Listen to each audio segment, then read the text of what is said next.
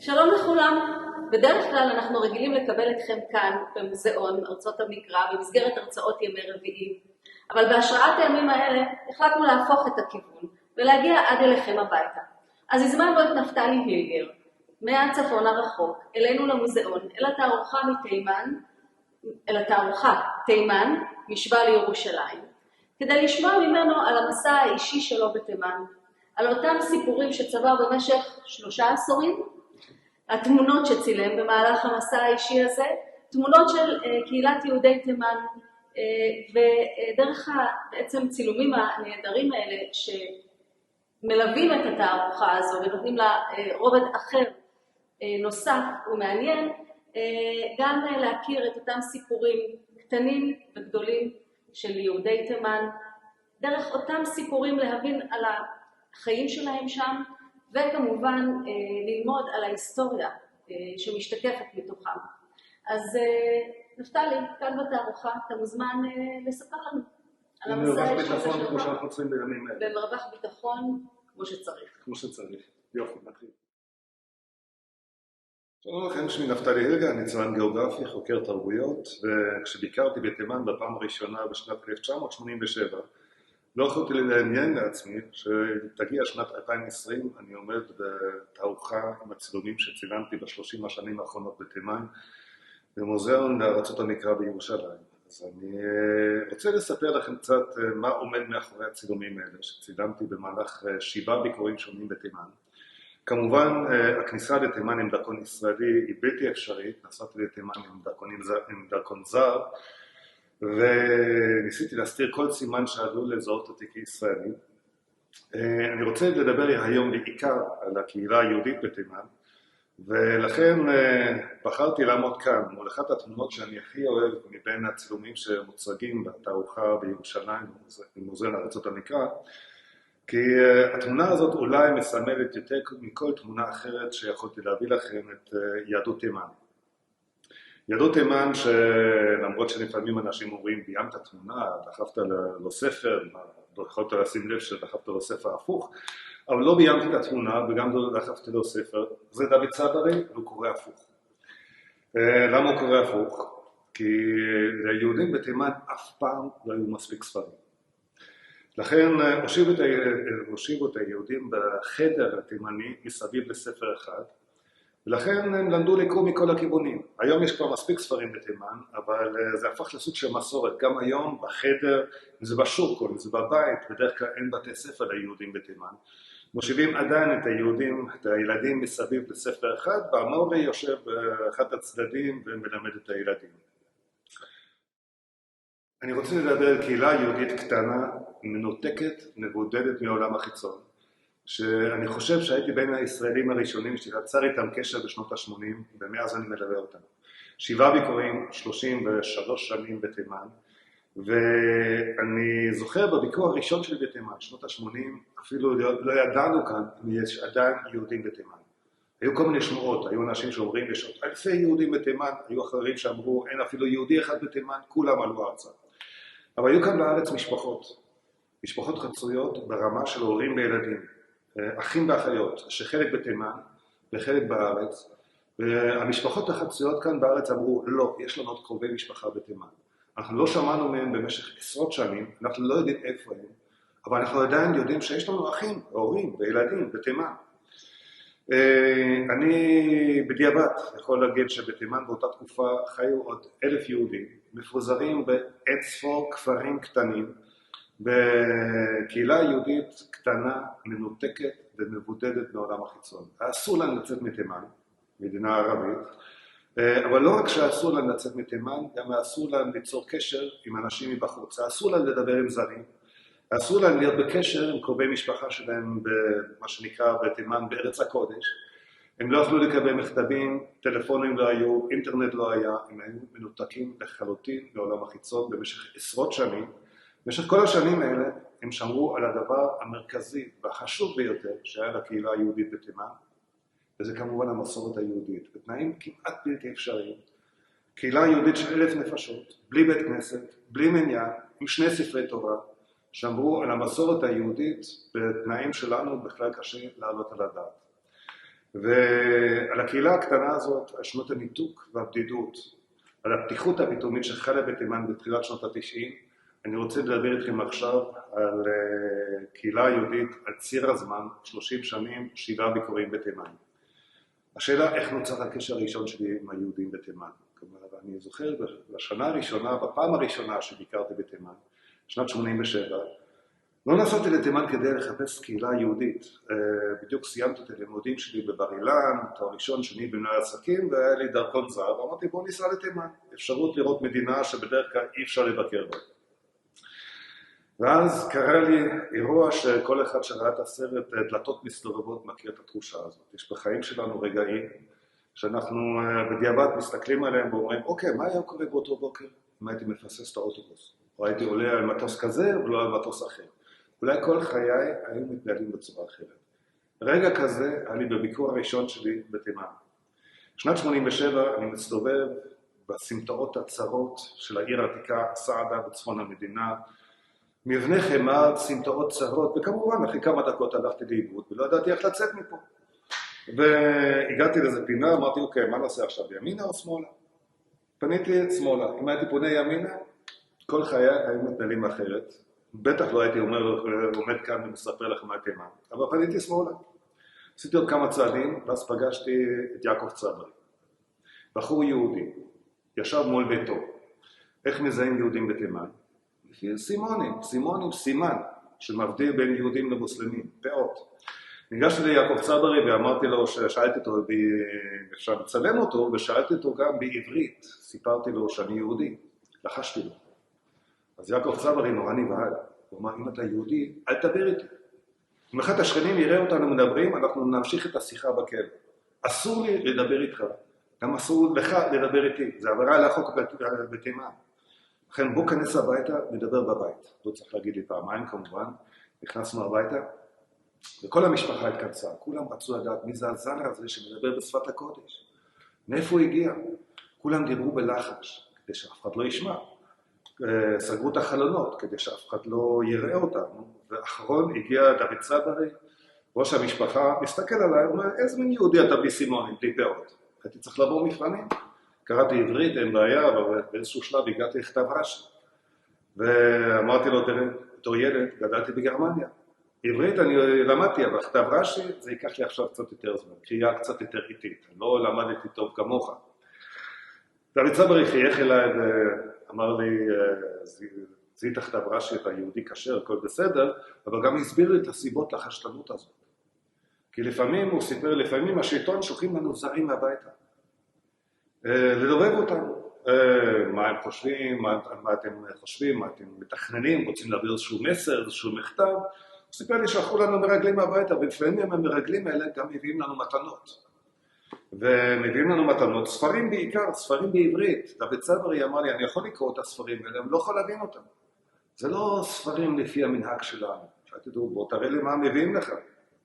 הביא לי ספר גדול, יפה, חדש, בעברית, עטיפה מהודרת, כותרת, אותיות מוזהבות בעברית, מה היה כתוב? הברית החדשה. כך שגם היו נשמות כאלה, אבל ברגע שדוד צברי הבין שאני לא מרגל מטעם השלטונות, הוא גם נפתח אליי וסיפר לי שיש לו כנראה 2 בנות בארץ הקודש. כנראה לא בטוח. כי הבנות האלה עזבו בתחילת שנות ה-60, לפני כמעט 30 שנה. הוא אמר, הם יצאו מתימן, עם הבעלים, אני לא הצלחתי להתארגן, ובינתיים הייתה מהפכה בתימן, החלפת שלטון, והשערים נסגרו, לא יכולתי יותר לצאת. ומאז ועד היום לא שמעתי יותר מהבנות. אני אפילו לא יודע אם הגיעו לארץ הקודש. לכן הוא ביקש ממני, כשאני אחזור לישראל, לחפש את הבנות. ואשתו, קדיה, סיפרה לי, אם אתה כבר מחפש את הבנות של בעלים מנישואים קודמים, תנסה גם לחפש את אחי. הוא עזב באותה תקופה, גם ממנו לא שמעתי יותר. אמרתי, איך אני יכול למצוא אותו? הוא אמר, לא יודעת אם הוא בכלל הגיע לארץ הקודש. אבל תחפש את אהרון בן יוסף. ניסיתם פעם לחפש את אהרון בן יוסף?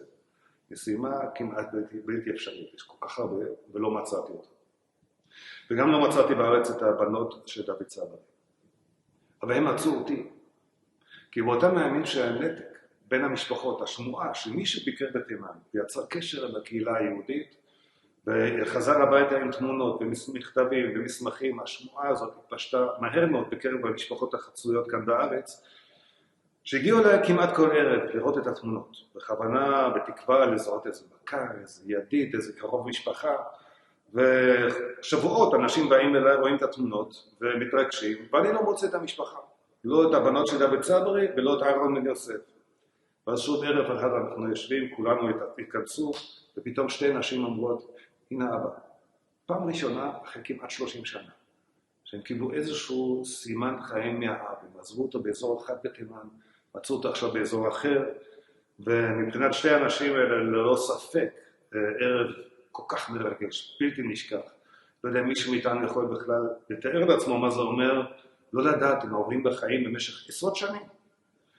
גם מבחינתי ערב בלתי נשכח, מאוד מרגש, אני לא אשכח את הערב הזה בחיים. וללא ספק, אחת הסיבות לכך שחזרתי אחר כך כל כך הרבה פעמים לתימן, לעשות קשר בין המשפחות, בין המשפחות החצויות. קצת מעורבות גם בעלייה שלהם, אחר כך להביא אותם לפה, אבל באותה דרך גם הגיע לאהרון בן יוסף, אחיה של קדיה. וכעבור שנה חזרתי לתימן, עם מכתבים ועם מסמכים ועם תמונות, והבאתי לקדיה את התמונה של אחיה. ותראו את העיניים של קדיה. דקות ארוכות היא התבוננה בתמונה הזאת, ועם דמעות בעיניים אמרה לי, תראה, פעם האחרונה נפגשנו כשהיינו בני 20, זה היה לפני כמעט 30 שנה. לא הייתי מזהה אותו עכשיו במבט ראשון אם הייתי הולכת בשוק. חלפו עוד מספר שנים, אבל בסוף שלב קדיה כן זכתה לראות את אחיה פנים אל פנים, והיום קדיה היא תושבת רחובות. נדרה, הילדה הקטנה, עם העיניים הכחולות, הבת הצעירה של דוד צברי ושל קדיה, מחזיקה בידיים פה את התמונה של שתי אחיות שלה. שתי אחיות שעזבו תימן הרבה שנים לפני שנדרה בכלל נולדה. זאת הפעם הראשונה שהיא רואה אותם. עד עכשיו היא רק שמעה סיפורים, אולי יש לך עוד אחיות בארץ הקודש, אנחנו ממש לא יודעים. זאת הפעם הראשונה שהיא רואה את האחיות שלה, ואנחנו עוד נראה בהמשך מה עלה בגורלה של נדרה. באותו ביקור שני הבאתי גם מכתבים של קרובי משפחה בארץ, לקרוביהם בתימן. וכמובן שלא לקחתי את המכתבים עליי, כלומר, אחד הדברים שהכי פחדתי, שיפתחו לי את התיקים בכניסה לתימן, ויראו שם מכתבים, או ספרים, או תפילין, מזוזות שהברחתי לתימן, אז שלחתי את זה, בואו נגדיר את זה בדרך לא דרך לתימן, ואספתי את זה באיזשהו מקום בסנה, בעיר הבירה, ונסעתי עם כל הדברים האלה, מכתבים, בספרי קודש, ומזוזות ותפילין, הכל בתרמיל גב. נסעתי 4 שעות באוטובוס מסנה לסעדה, וכל פעם שהתקרבנו למחסום הרגשתי שאני מסתובב עם חומר נפץ על הגב, פחדתי שמישהו יפתח לי את התיק, אבל זה בסדר גמור, הגעתי עם התיק עם כל הדברים האלה לסעדה, ואמרתי אוקיי, איפה נמצא עכשיו במשפחת צברי בחומני, כלומר פגשתי אותם במקרה, באחת הסמטאות, במבוך הזה של סעדה, שעה קודם לכן, לך תדע עכשיו איפה המשפחה, איפה נמצא עכשיו עוד פעם את הבית הזה, ובינתיים הסתובבתי עם כל התיקים וכל המכתבים האלה בסמטאות של צעדה, ואין לי מושג איפה הבית. פתאום שני ילדים קופצים אליי, כמו ילדים הרגילים בתימן, רואים איזה בן אדם זר, לא נראה בדיוק תימני, קופצים אליי וצועקים אליי, סורה, גלם, מה שנקרא, צלם אותנו, תן לנו איזה עיפרון. ואני מסתכל על שני ילדים האלה, ואומר, וואלה, ילדים נראים לי מוכרים. הוא אומר, איסחה, נדרה, מה, אתם לא מזהים אותי? אז נדרה פתאום מוצרת, הוא אומר, נופתולי, וצועקת, הנה, אבא, אמא, נופתולי הגיע. ופתחו לי את הדלת, מהר מאוד, תיכנס פנימה, ומסרתי כמובן את המכתבים, את הספרים, וכל מה שהבאתי, תמונות. לא היה כזה בדבר כמו מכתב אישי.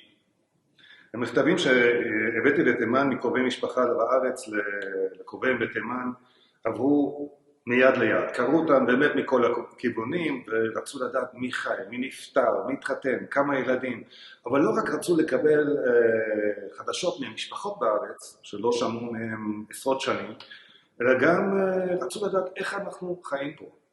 מה זה בעצם אומר לחיות במדינה יהודית? איזה זכויות יש לנו? איזה חובות יש לנו? יהודי תימן היו סוג של, בתימן, אזרחים מסוג ב', עם כל מיני מגבלות ואיסורים, אחד הבחורים הצעירים בקהילה היהודית שאל אותי, אמר לי, תראה, אנחנו שמענו על השואה, אנחנו שמענו על המלחמות ועל והוא רצה לדעת אם היטלר היה פלסטיני. עכשיו, לא מתוך בורות, תחשבו רגע על חיים בלי בית ספר. אין בתי ספר ליהודים, הם יושבים בבית או בשוק, בחדר, לומדים לימודי קודש. אין חשמל לרוב, זה אומר שאין אינטרנט, אין טלוויזיה, אין רדיו, אין ספרים, אין ספרות בכלל, אין מידע, רק שמועות רחוקות הגיעו לשם. לכן הם תחקרו אותי הרבה מאוד על איך אנחנו חיים פה, על ההיסטוריה של העם היהודי, מה קורה לנו בעולם. אבל גם אני כמובן תחקרתי אותם מיד בחזרה, רציתי לדעת כמה יהודים יש בכלל בתימן, אף אחד לא ידע, כמה עשרות, כמה אלפים, איפה הם בכלל, מה מצבם, רוצים לצאת, לא רוצים לצאת. שבוע מרתק בעיניי שבמהלך השבוע הזה גם חגגנו את ליל הסדר. ליל הסדר בבית משפחת צברי בחובני, שתי המשפחות היהודיות האחרונות שנותרו בעיר העתיקה של סעדת. ובתמונות אפשר לראות ליל סדר שנראה קצת שונה מליל הסדר שאנחנו חוגגים. כלומר, אין את כל העושר וכל השפע. ליל סדר מאוד צנוע, מאוד פשוט. יעקב צברי, הקשר הראשון של הקהילה היהודית, הוא מנהל את ליל הסדר ביד רמה. ופה גם אפשר לראות בתמונות איך היהודים חיים בתימן. בדרך אגב, לא רק היהודים, אלא גם המוסלמים. איך חיים בבתים בתימן. אני חושב שהדבר הבולט ביותר, שאין רהיטים. יושבים על המזרון, על הרצפה. אין שולחנות, אין כיסאות. הקערה של פסח באמצע, הכל תוצרת בית, כלומר, גם היין, גם המצות. אבל למען האמת, זה לא נראה משהו מיוחד. אותה תמונה אפשר לצלם גם בסתם יום של חול. ובתימן כמובן, כמו בכל מקום בגלות, חוגגים את החגים פעמיים. גם פעמיים, חוגגים את ליל הסדר. ובליל סדר ראשון אני כמובן לא צילמתי. בליל סדר השני גם לא צילמתי, אבל הייתי מת לצלם. רק הרגשתי לא נעים, אני הולך לצלם עכשיו משפחה מאוד מסורתית, מאוד שברנית, אני הולך להוציא את המצלמה, מדי פעם פזלתי קצת לכיוון המצלמה, לא עשיתי כלום. דוד צברי, ראש המשפחה, קלט את המבטים שלי למצלמה, הוא אמר, מבחינתי, קח את המצלמה, צלם, אתה ישראלי, אתה לא מחויב לליל סדר השני. רק אנחנו מחויבים לסדר שני. אז ככה יכולתי לצלם כמה מהתמונות שאפשר לראות כאן. אם לא יצאתי בבוקר, מוקדם, לפני הזריחה מהבית, הייתי צריך להישאר כל היום בבית. כי כל הזמן חשש שאחת השכנים יראה אותנו, ויראה שזר יוצא או נכנס אל הבית. לכן, או שיצאתי לפני הזריחה מהבית וחזרתי אחרי השקיעה, או שנשארתי כל היום בבית. זה אומר שצברתי הרבה מאוד שעות צברי באותו שבוע. כמעט לא יצאתי מהבית, וזה הזמן לשאול כל השאלות על חיי הקהילה היהודית. וכל פעם מי שדפק בדלת, אז היינו קצת בלחץ. מי עכשיו דופק למטה בדלת? זה אחד המוסלמים השכנים, שאם הוא יראה אותי, אז אנחנו בצרות. או זה אחד היהודים שבא לבקר ולראות מי זה הזר הזה שבא מארץ הקודש. בדרך כלל מישהו דפק למטה בדלת, יעקב ידידי הסתיר אותי מיד בחדר סמוך, פעם אחת לא הספקנו. פעם אחת מישהו דפק בדלת ולא חיכה ופשוט פתח את הדלת, עלה בריצה במדרגות והזמן להסתיר אותי. אז יעקב זרק עליי את כל הסמיכות וכל הסדינים וכל המזרונים שהיו בסלון, קבר אותי מתחת להרימה כזאת, ובאמת השכן המוסלמי חצי שעה כמעט ישב ליד הברכיים, פחדתי לנשום, גם פחדתי קצת להירנק, כך שבכל מקרה ביקור הזה בלתי נשכח, בת קהל. באותו שבוע שביליתי רוב שעות היום בלילה בביתם של משפחת צברי בחובני, מאוד נקשרתי למשפחה הזאת, ובמיוחד לילד הקטן הזה, יששכר, שילד בן 4, שאבא שלו כבר בגיל 4 מלמד אותו לקרוא, לכתוב, מלמד אותו תורה, כי הרי אין בתי ספר ליהודים, מה שלומדים זה לימודי קודש. וגם לא צריך בר מצווה, כלומר לא צריך לחכות לגיל 13 עד שהילד עולה לתורה, פשוט ברגע שהוא יודע לקרוא בתורה, הוא עולה לתורה. מאוד נקשרתי ליששכר, והתאהבתי בילד הזה, והנה אותו בית, אותה משפחה, אפילו אותו ילד. וכמה שנים מאוחר יותר, וכמה חודשים ספורים לפני שיששכר עזב את תימן. שלטונות תימן בתחילת שנות ה-90 התחילו לאפשר ליהודי תימן לצאת, שינוי במדיניות התימנית, ורובם, 800 מתוך 1,000 הגיעו לכאן. קבוצה קטנה לא הגיעה לכאן, אלא הגיעה למוסדות של חסידי סאטמר בלונדון, בארצות הברית. ביששכר לא הגיע לכאן. אבא שלו הושפע מהפעילים של חסידי סאטמר ובחר לעזוב את תימן, להגיע ללונדון. ביששכר התחנך במוסדות הסאטמרים בלונדון, מדבר היום יידיש באופן שוטף, גם קצת עברית, אבל גם זה לא סוף הסיפור, כי לפני 15 שנים קיבלתי בלילה טלפון מלונדון, בנימין על הקו מזמין אותי לחתונה. אמרתי, בנימין, לא אגיע ללונדון לחתונה, הוא אומר, לא צריך, תבוא לבני ברק. ביששכר ובנימין הגיעו לבני ברק, יששכר מקצה כאן כלה ימנית בת 19, השניים התחתנו כאן בארץ, ואחרי החתונה חזרו כמובן לתימן, והנה לפני שנתיים יששכר הגיע עם כל המשפחה, הורים, אחים ואחיות, לחגוג כאן בארץ את החתונה של אחותו, מנהל תחנת מוניות בלונדון, ובאותו ביקור האחרון שלו בארץ בקושי הספקתי לדבר איתו, כל הזמן עם הטאבלט שלו, וי-פיי, מזמין, שולח מוניות בלונדון, אי אפשר לדבר בבן אדם, אבל בינתיים ליששכר יש כבר 3 ילדים, והנה לאחרונה חגג לאחת מהם כאן בארץ את בר מצווה. נדרה, הילדה הקטנה היפה הזאת בת 9, שהבאתי לה בביקור השני את התמונות של 2 אחיות שלה, שהיא מעולם לא ראתה, 2 אחיות שלהן בארץ הקודש. בואו נראה מה עלה בגורלה של נדרה. נדרה, כשהייתה בת 13, עשתה מה שבנות 13 בתימן בדרך כלל עושות. נדרה התחתנה עם לוי, בחתונה לוי היה כבר גדול, לוי היה כבר בן 15, השניים התחתנו, גם לוי אני מכיר מאז שהוא ילד, וכשנדרה הייתה בת 15 וחצי, נולדה לה בת, מזל שמה. וכשמזל הייתה בת חודשיים, שלטונות תימן פתחו את השערים. והיהודים יכלו לצאת, ולוי, ראש משפחה, בגיל 17, החליט שהוא לוקח אשתו, נדרה בת 15 וחצי, והילדה הקטנה בת חודשיים, מצטרף לקבוצה של עולים חדשים, טס דרך אירופה, הגיע לנתב"ג, אוטובוס של הסוכנות היהודית לקח אותם למרכז הקליטה ברחובות, ונדרה יורדת מהאוטובוס, ותראו את מי פגשה. זה המפגש הראשון בין 2 אחיות, שמעולם לא נפגשו, עד לאותו רגע רק שמעו אחת על השנייה בהקלטות, בהסרטות, וראו אחת השנייה בתמונות. זה המפגש הראשון בין האחיות. סיפור העלייה והקליטה של נדרה ולוי בעיניי סיפור של קליטה מוצלחת מאוד. לוי בחור מאוד חרוץ, התחיל חודשיים אחרי העלייה שלו בארץ, התחיל לעבוד כאן בארץ במפעל בשר. למען האמת הוא כבר קיבל הכנה לעלייה בתימן, שסבא שלו לא רק לימד אותו תורה, אלא גם שחיטה. וזה מאוד עזר ללוי בעבודה החדשה שלו במפעל בשר בקריית גת. בחור מאוד חרוץ, עשה קריירה כמה שנים, המשפחה גדלה, הוא הפך למנהל עבודה, רכב צמוד, ולקח משכנתה ישראלי לכל דבר, ופתאום מהמפעל פשט את הרגל. ולוי היה מופתע. עם הבנות וילדים, ואשתו הצעירה, ומשכנתה לראש, והייתי קצת מוטרד, שאלתי אותו לוי מה יהיה, הוא אמר, אל תדאג, עכשיו אני כבר לא שכיר, עכשיו אני עצמאי. הקים מפעל בשר משלו, היום הוא מעסיק 50 עובדים, לאחרונה גם פתח סופרמרקט, ושוקל כרגע לפתוח עוד איזה בית קירור ענק. עכשיו בחור יושב טוב, אני כמעט ולא רואה אותו, מדי פעם אני רואה את נדרה, וכל פעם שאני פוגש את נדרה אני שואל אותו, מה עם לוי? בטח נורא עסוק עם כל ה-50 עובדים שלו, ועם כל הבית קירור שלו, סופרמרקט. נדרה אומרת לי כל פעם, לא עסוק בכלל, כל היום רק וואטסאפ, אינסטגרם, פייסבוק, לא עוזר בבית.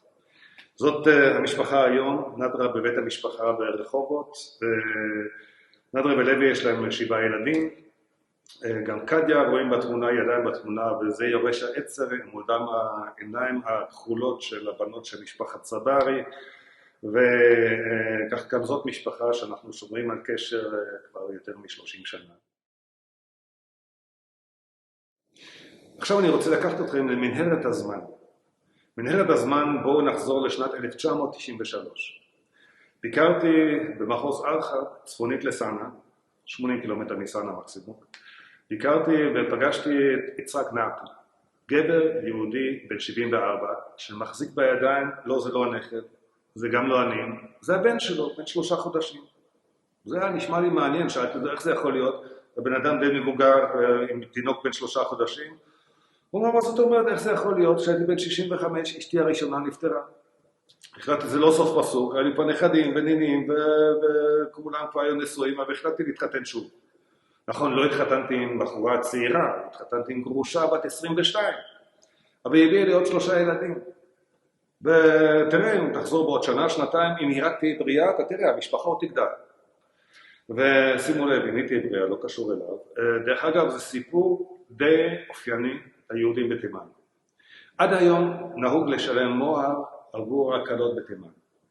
ומוהר בסכומים מאוד גבוהים, כלומר לשלם 4,000, 5,000, 10,000 דולר על קלה, זה כמו לקנות בית, כלומר הבחירה או לקנות קלה או עוד משכנתה. לכן, מי יכול לעשות את זה בדרך כלל? מי יכול להרשות לעצמו להתחתן? זה הדברים המבוגרים שכבר יש להם רכוש, יש להם נכסים, והם מתחתנים עם בנות צעירות. הבנות הצעירות לא אוהבות את זה, בדרך כלל להיות נשואות לגברים מבוגרים. אבל לאן יש להם לברוח?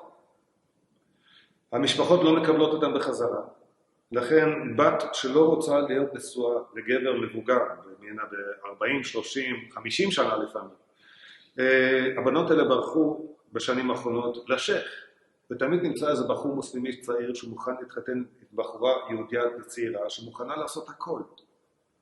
הכל כולל להתאסלם, רק לא להיות נשואה לגבר מבוגר.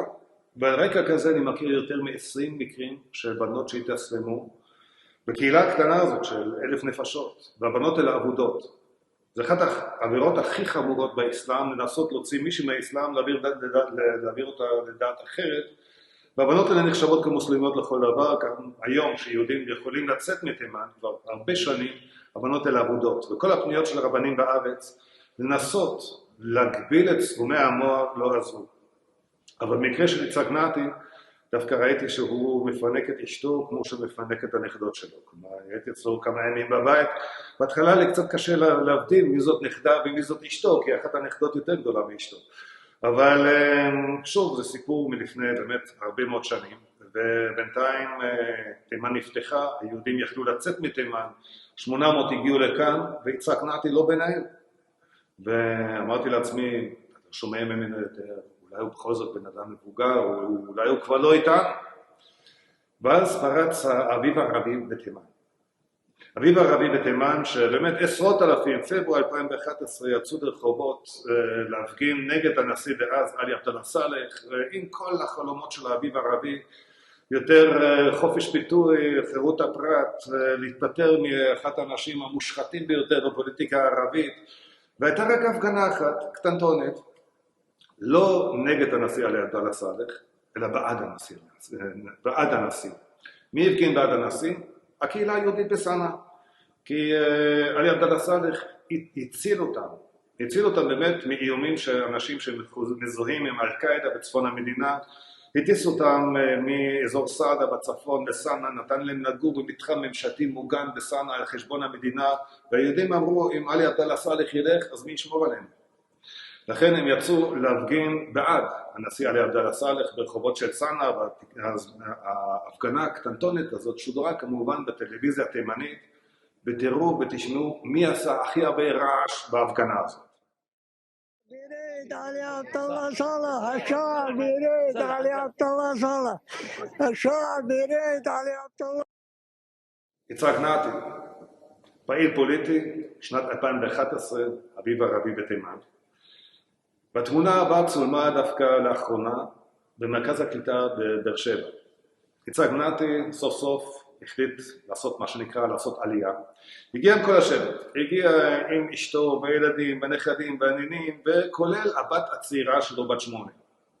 עכשיו זה עוד פעם קצת הפתיע אותי, כי אם עשיתם חשבון בין כמה הוא צריך להיות כבר, בין 95, 6, 7, 100. שאלתי את החברים במרכז הקליטה, באמת בין כמה הוא? באמת כבר בין 96, 7? הוא אומר, מה אתה מדבר? הוא בקושי בין 90. אבל באמת לא פגשתי הרבה בני 90 כאלה, כי יצחק נתי בהתחלה, ראיתם בתמונות, הוא חי בתימן בחווה גדולה, שטח גדול, רחב, פתאום מגיע למרכז הקליטה בבאר שבע, לחדרים הצפופים האלה, והיה מאוד לא מרוצה. לכן בקיץ הראשון, כשהוא הגיע לארץ הקודש, הוא ארגן ההפגנה בבאר שבע, לשפר את התנאים במרכז הקליטה בבאר שבע. מה עלה בגורלו של יעקב? הקשר הראשון שלי לקהילה היהודית בתימן.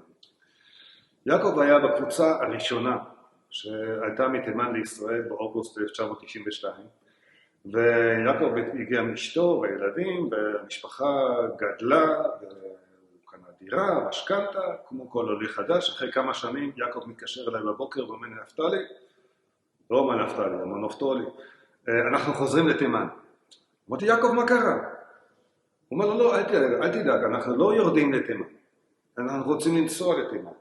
כי אשתי סעדה, הוא אמר, כל המשפחה שלה נותרה בתימן, הם נמצאים באזור של ואדי אמלח, על הגבול עם סעודיה, ואין שם טלפונים, אין שם תקשורת, אנחנו לא יודעים מה מעכב אותם, אנחנו רוצים לבוא ולראות למה הם לא באים. אתה רוצה לנסוע איתנו? לא צריך להזמין אותי פעמיים למסע כזה, אז שלושתנו נסענו, כל אחד עם הדרכון הזר שלו, אני עם הדרכון האירופאי, הם עם הדרכון התימני, נסענו לתימן. והפעם צילמתי איחוד משפחות על אדמות תימן. סעדה שכבר כמה שנים טובות לא ראתה את המשפחה שלה, לא את האחים, לא את האחיות, לא את ההורים שלה, אבל כבר בערב הראשון, סעדה הבהירה למשפחה שזה אירוע חד פעמי. שוב היא לא תחזור לתימן. אתם רוצים לראות אותנו שוב רק בארץ הקודש. הסבירו להם מה צריך לעשות, איך צריך להתנהל, ובאמת אחרי שנה כל המשפחה הגיעה, וזאת הייתה גם חזרה לחיים שהיא כמעט כבר שכחה אותם. החיים למשל במטבח התימני בתימן. המטבח התימני בתימן שאומנם מצטלם יותר יפה מאשר המטבח התימני ברחובות, אבל החיים במטבח התימני הרבה יותר קשים מאשר במטבח התימני ברחובות. לא נדבר על ברז מים, שבוואדי אמלח לא שמעו על ברז מים. אנשים קמות בבוקר מוקדם, עוד לפני הזריחה, אוספות את העצים, מדליקות את המדורה בטאבון, להכין ארוחת בוקר, וכל זה צריך לעשות בשקט, כי אנחנו הגברים, אנחנו עדיין ישנים. רק כשארוחת הבוקר מוכנה, 6 בבוקר, אפשר להעיר אותנו לתפילת שחרית, פלוס ארוחת בוקר. כל פעם חזרתי עם כל מיני השפעות זרות הביתה, אבל מהר מאוד מצאתי את עצמי ליד הכלים, כך שזה תימן. עם כל מיני השפעות זרות הביתה, אבל מהר מאוד מצאתי את עצמי ליד הכלים, כך שזה תימן וזה אצלנו. אבל גם יעקב סיפר לי שכל ערב שישבנו בסלון התימני עם כל המשפחה המורחבת, אחרי כמה ימים הוא אמר לי, תראה, אנחנו כבר קצת מתגעגעים לילדים ברחובות, ולמקלחת החמה, ולמזרון הרך, אנחנו כבר לא רגילים לחיות בצורה כזאת. אבל אז יעקב אמר לי משהו שאני זוכר עד היום. אמר לי, יעקב, אתם הישראלים מסתכלים עלינו, העולים החדשים מתימן, כאילו אנחנו פרימיטיביים. אבל למה? רק מכיוון שאין לנו את כל הדברים האלה שיש לכם. את הטלוויזיות, את האינטרנט, המחשבים, המכוניות, המזגנים, נכון, אין לנו. אבל יש לנו משהו שאין לכם. יש לנו זמן. יש לנו זמן למשפחה, יש לנו זמן לחברים. מאותו רגע שעליתי ארצה, אין לי זמן לכלום. אתם הישראלים, אתם לא יודעים לחיות בכלל, אתם רצים בבוקר לעבודה, כל היום עובדים, חצי מהיום אתם עובדים לשלם ארנונה, מס הכנסה, מע"מ, ביטוח לאומי. ואז אתם חוזרים בערב הביתה ונרדמים מול הטלוויזיה. ורצוי כל אחד מול הטלוויזיה האישית שלו, כך שגם לא צריך לדבר. אצלנו אין את הדברים האלה, ואנחנו משפחה מורחבת. גרים תחת אותה קורת גג. הנשים עוזרות אחת לשנייה בגידול הילדים, בעבודות הבית. הגברים עובדים ביחד, ובערב כולנו אנחנו יושבים פה בסלון, ואנחנו מדברים. אצלנו חיי החברה, חיי המשפחה, הרבה יותר איתנים, הרבה יותר בריאים, מאשר אצלכם. וחוץ מזה הוא אמר לי קצת קריצה, רק אצלכם התחלתי לפחד מערבים. אצלנו לא היו פיגועים, לא היו מלחמות. אצלנו השייך והשבט שמרו עלינו, זה העניין של כבוד. השייך והשבט היו מוכנים להרוג ולהרג, כדי להגן על היהודים שחיו תחת חסותם. ואני זוכר, באחד הימים יעקב סעדה ואני טיילנו בנופי הכפר המולדת שלהם באזור אמלח, ויעקב וסעדה פגשו חברי ילדות, ואחד מהחברים חיבוקים בישיבות, נשיקות, יעקב ישב איתו על הרצפה, לחול, והעבירו סיפורים, חבר ילדות שהרבה שנים לא נפגשו, ובאיזשהו שלב הבחור הזה, חבר מוסלמי של יעקב, קם, לוקח את יעקב ביד ואומר, בא אליי באגרסיביות כמעט, בכל מקרה באסרטיביות, וביקש מיעקב שיתרגם, והוא אמר לי, מתי כבר תפתחו שגרירות ישראל בסנא? ציפיתי להרבה דברים, בשאלה כזאת לא ציפיתי, אמרתי, בשביל מה אתה צריך שגרירות ישראל בסנה? הוא אמר, כי אנחנו רוצים לבקר בישראל, ויעקב אמר, כדי לבקר בישראל צריך ניירת, ויזות, דברים כזה, אז תפתחו. אמרתי, בשביל מה אתה רוצה לבקר בישראל? מה, בשביל מה אני רוצה לבקר בישראל? הוא שאל אותי. יעקב סיפר לי על הפיגועים, על המלחמות אצלכם, ואנחנו רוצים לבוא ולראות שאתם יודעים לשמור על היהודים שלנו כמו שאנחנו ידענו לשמור עליהם. לא יכולתי לבשר לו כמובן על פתיחת שגרירות ישראל בקרוב בסנה, אבל זה מעיד משהו על היחסים בין יהודים למוסלמים בוואדיות האלה בצפון תימן, יחסים שמאז השתנו בצורה דרמטית. מלחמת אזרחים החלה בתימן בתחילת שנות ה-2000. היחסים ליהודים השתנו בצורה דרמטית. קיצונים מזוהים עם אל-קאעידה, השתלטו על האזורים הצפוניים. והתחילו לאיים על יהודי תימן המעטים שנותרו באזור הזה, שנאלצו לברוח, והיום אין יותר קהילה יהודית באזור הצפון. איראן זיהתה את הקבוצות הקיצוניות בצפון תימן, כפרוקסי איראן. בצפון תימן על גבול סעודיה, אותו אזור של הקהילה היהודית של פעם. חיים החות'ים, שבט אחד מתוך אלפי שבטים שונים בתימן. שבט עם מקסימום 50,000 בני שבט, השתלט בשנת 2015 על תימן. איך שבט קטן משתלט על מדינה עם 29 מיליון תושבים? נכון, בתחילת שנות ה-90 החות'ים הקימו תנועת נוער קיצונית דתית באזור של סעדה, ואף אחד לא לקח אותם בחשבון, אף אחד לא ספר אותם, מה שנקרא, מה זה השבט הזה? אבל אז האיראנים גילו אותם, כי הם סוג של שין. והאיראנים גילו שהקבוצה הקטנה של החות'ים חי לאורך הגבול עם סעודיה. והאיראנים החלו לתמוך בחות'ים, גם כלכלית, גם רוחנית, ובמיוחד צבאית. והפכו אותם כמו החיזבאללה, כמו המיליציות השיעיות בעיראק ובסוריה, הפכו את החות'ים לפרוקסי איראני בתימן. והחות'ים השתלטו בשנת 2015 על סנה, ומאז תימן היא מדינה לשעבר. הסעודים התעוררו בשנת 2015, וראו את האיראנים כבר בכל מקום, אם זה בלבנון, אם זה בעיראק, בסוריה, ועכשיו גם בתימן, ומאז שנת 2015. האיראנים מובילים קואליציה בינלאומית של מדינות ערביות סוניות, במלחמה נגד החות'ים בתימן.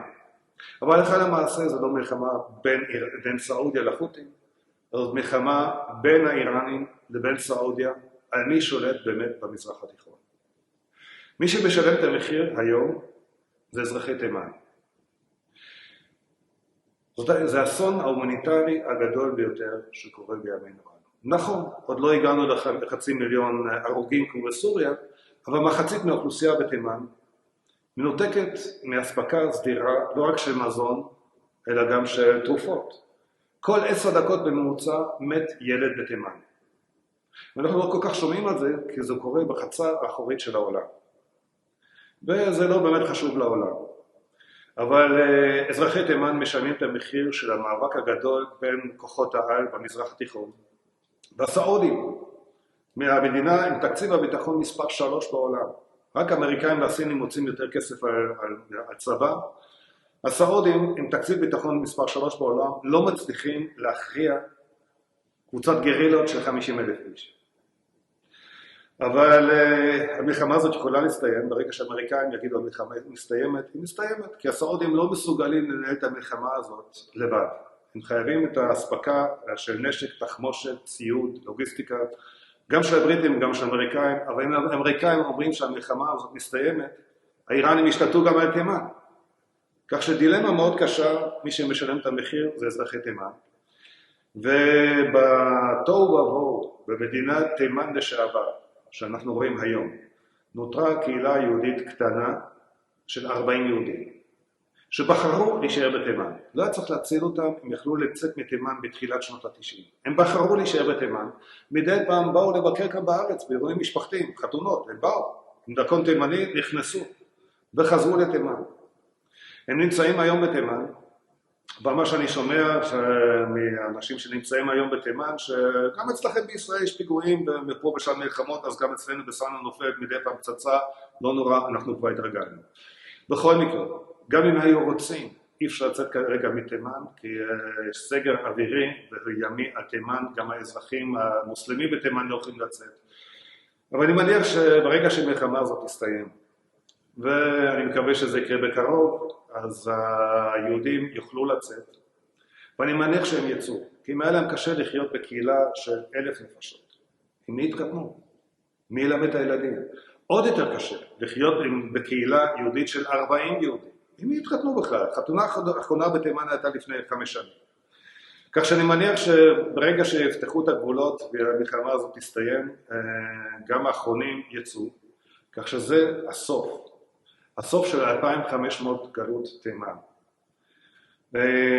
פה לא כל כך משנה לי לאן הם יגיעו. הם יגיעו ללונדון, לארצות הברית, או לבאר שבע, או לרחובות, עיקר שיצאו משם, כי זה באמת כבר התחיל להיות מסוכן. כך שזה סוף 2,500 שנות גלות תימן, וזה גם סוף המפגש שלנו כאן. תודה רבה לכם.